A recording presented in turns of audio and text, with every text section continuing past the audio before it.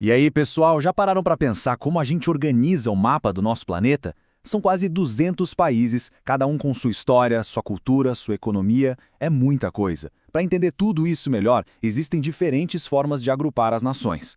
Vamos descobrir juntos como o mundo é dividido e por quê. Pois é, a grande questão é essa.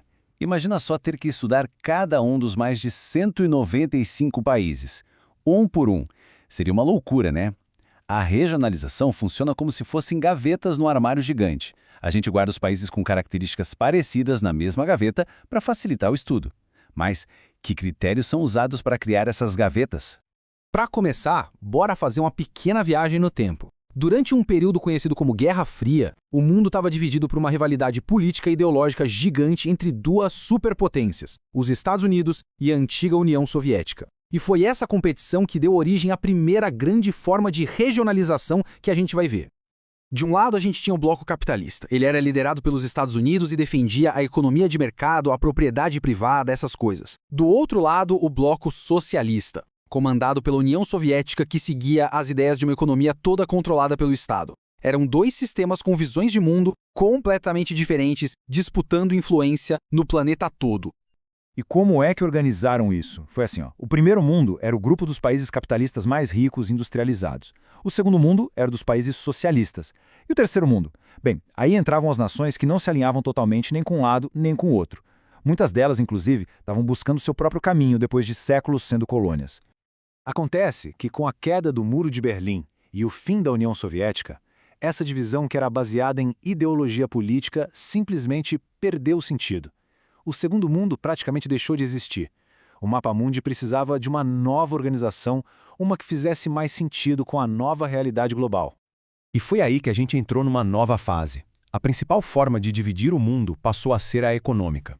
Em vez da pergunta ser de que lado político você está, a questão virou qual é o nível de desenvolvimento do seu país. Vamos ver como isso funciona.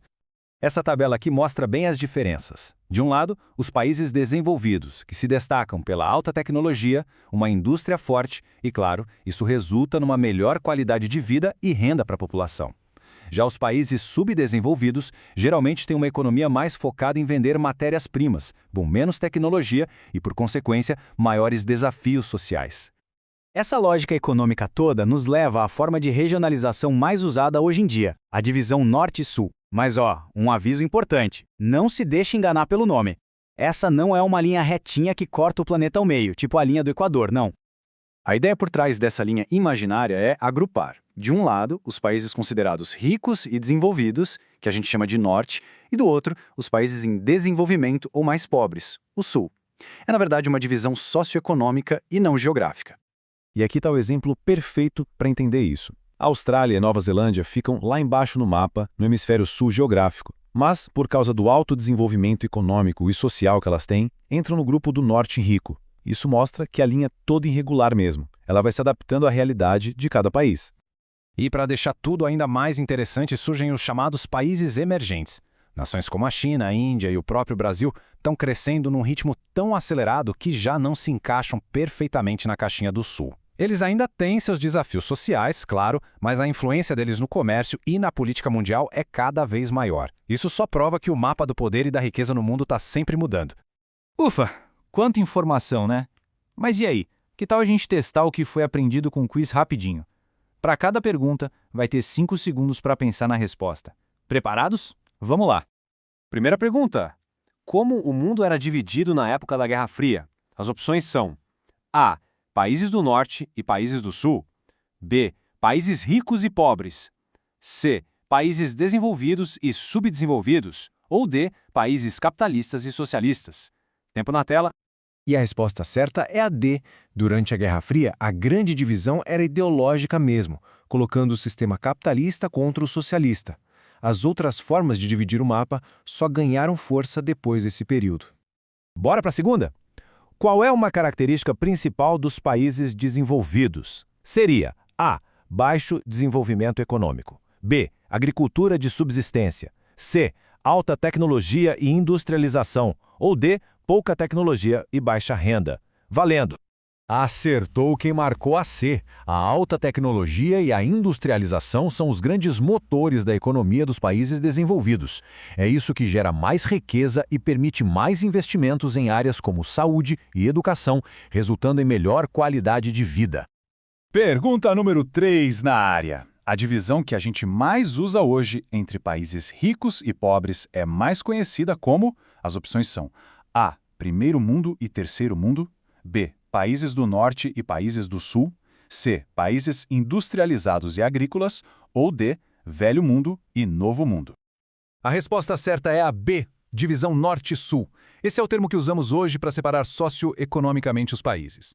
Os termos primeiro e terceiro mundo são lá da época da Guerra Fria, já estão um pouco ultrapassados. E a última pergunta do nosso quiz. Por que a linha da regionalização Norte-Sul não é retinha como a do Equador? Seria porque A. Os países do norte estão no hemisfério sul.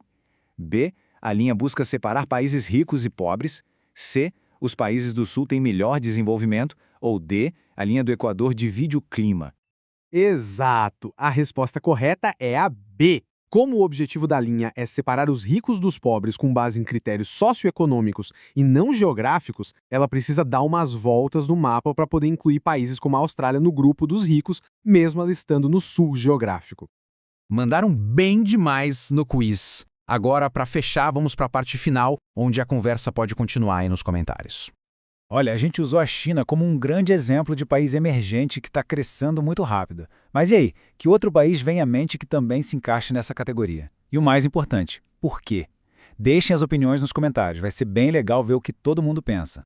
E é isso, pessoal, chegamos ao fim de mais essa jornada de conhecimento. Se este conteúdo ajudou a clarear as ideias, deixar um like ajuda demais a gente a continuar.